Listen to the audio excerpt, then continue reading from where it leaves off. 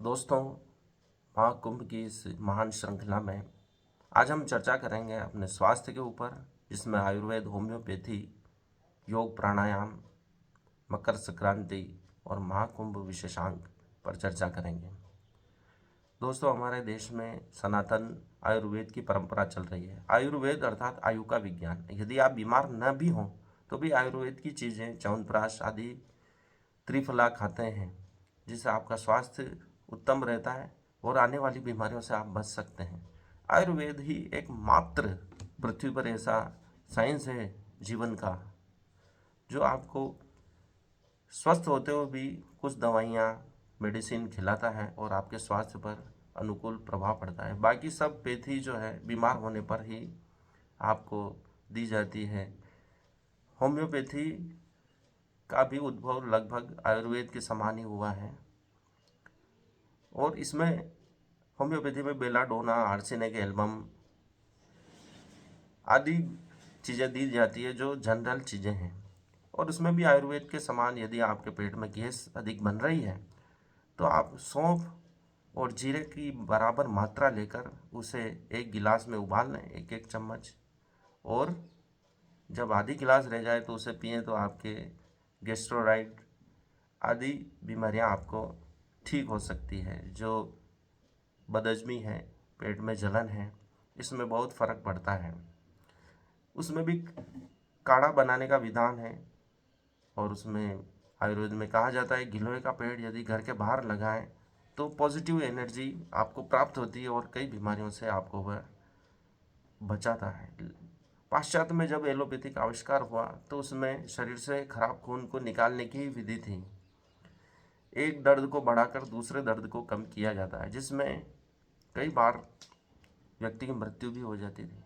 America के प्रथम राष्ट्रपति जॉर्ज वाशिंगटन की मृत्यु इसी प्रकार की इलाज से हुई, ऐसा बताते हैं। उनको एक बार बुखार आया और डॉक्टर को बुलाया गया। एलोपैथी डॉक्टर ने उनकी नसें काट दी दोनों हाथों की और सारा खून बह गया और राष्ट्रपति मर गए, ऐसा कहानी प्रचलित है। होम्योपैथी का जन्म किस प्रकार हुआ? जब एक महान वैज्ञानिक ने सिनकोना की डालियाँ चबाई तो उसका बहुत अधिक फीवर चढ़ा, उसको बहुत अधिक बुखार चढ़ा। तो फिर उन्होंने सोचा कि यदि ये स्वस्थ व्यक्ति को बीमार कर सकता है तो बीमार व्यक्ति को स्वस्थ भी कर सकता है, क्योंकि हम देखते हैं कि सिनकोना से कुनेन बनती है और जब उसकी गोली दी जाती है तो तापमान बहुत बढ़ जाता है व्यक्ति का और फिर उसका बुखार उतर जाता है। तो जो बीमारी है उसी बीमारी को बढ़ाकर इसमें इलाज करने की पद्धति है। लाइक्स क्योर लाइक्स, समान वस्तुएं समान बीमारी का इलाज करती हैं, इसका ये सिद्धांत है। और इसमें डाइल्यूट करके मॉलिक्यूल रूप में पदार्थ दिया जाता है, पेय पदार्थ दिया जाता है, अल्कोहल में मिलाकर दिया जाता है। सिमिलर चीज़ें समान बीमारियों को ठीक करती है, इसका सिद्धांत है। लाइक्स क्योर्स लाइक, डाइल्यूट या अल्कोहल, पानी और नैनो पार्टिकल का मिश्रण होता है। यदि नैनो टेक्नोलॉजी से देखा जाए तो अलग अलग नैनो पार्टिकल से जल का स्वरूप बदल जाता है। यदि आप कोई मेडिसिन उसमें मिलाते हैं तो पानी का आकार उस मेडिसिन के अनुसार हो जाता है और वह आपकी बीमारी को ठीक कर देता है।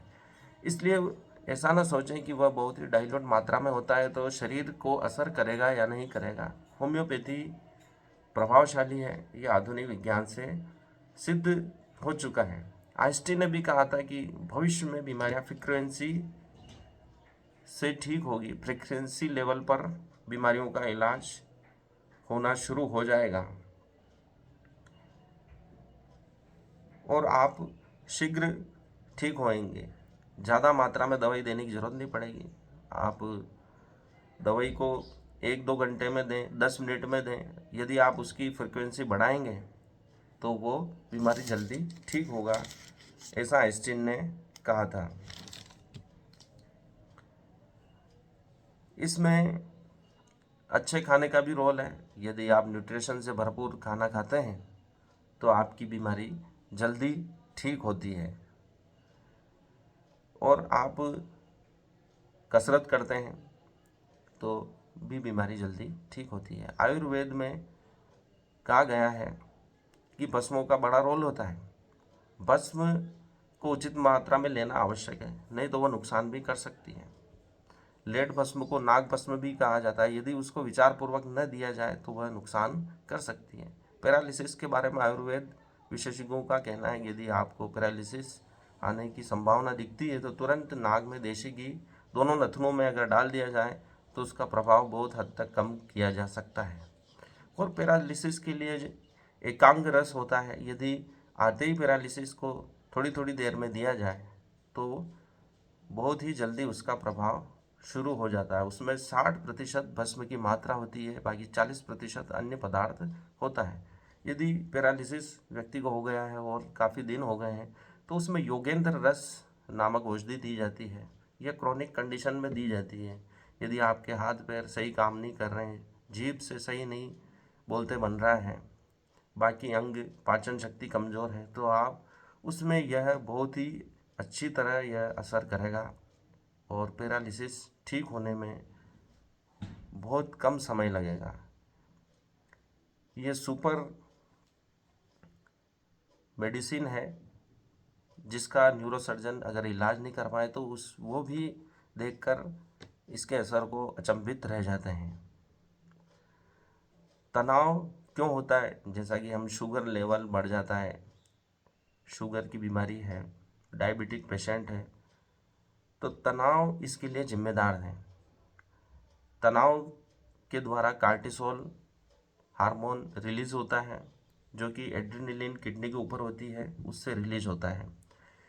कार्टिसोल की जो स्वनिर्धारित मात्रा है, कार्टिसोल रिलीज भी होना चाहिए, उसकी 50 से 250 मिलीक्यूलेट मात्रा सुबह 8 बजे और शाम को 5 बजे रिलीज होती है, ऐसा औषधि विज्ञानों का मत है।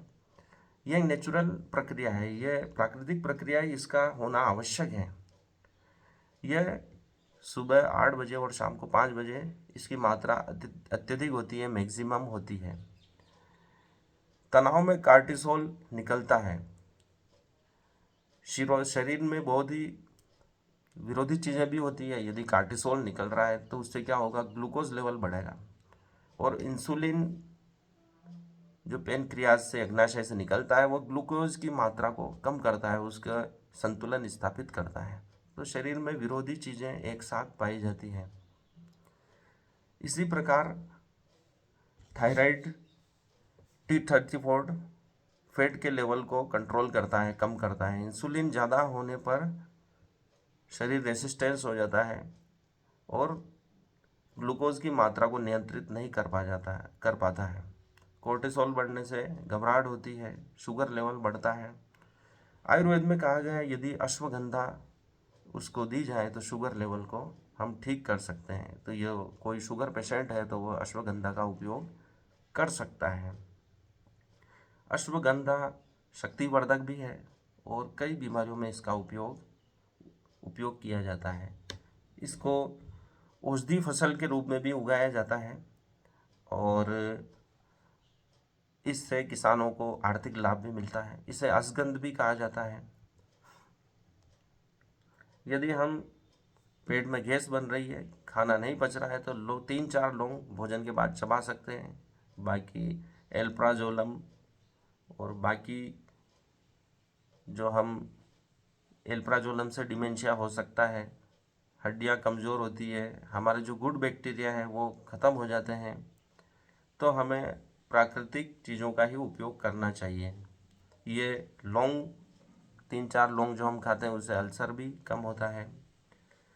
ये बॉडी को रीजनरेट करता है। च्यवनप्राश का उपयोग भी हर किसी को नहीं करना चाहिए, जैसा कि आयुर्वेद का मत है। यह बॉडी को रीजनरेट करता है। और फरवरी में आंवला पकता है तो उस आंवले का हमें उपयोग करना चाहिए। च्यवनप्राश की बजाय हमें आंवले का उपयोग करना चाहिए, क्योंकि वह सबके लिए नहीं होता है।